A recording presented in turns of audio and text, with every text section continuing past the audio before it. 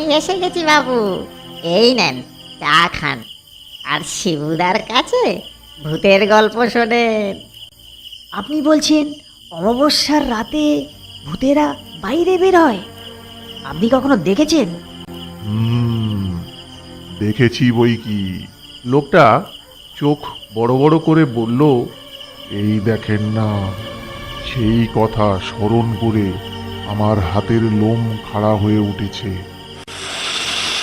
চায়ে একটা চুমুক দিয়ে যতীন বলল, হ্যাঁ, কোথায় দেখেছেন? শালবনির জঙ্গলে। ওখানে রায়বাড়ির শ্মশান আছে, চারিদিকে জঙ্গল ঘেরা একটা পুরো মন্দির, আর মন্দির লাগোয়া সেই ভয়ঙ্কর শ্মশান। লোকের মুখে শুনেছি রায়বাড়ির কর্তারা একবার কয়েকটা ডাকাত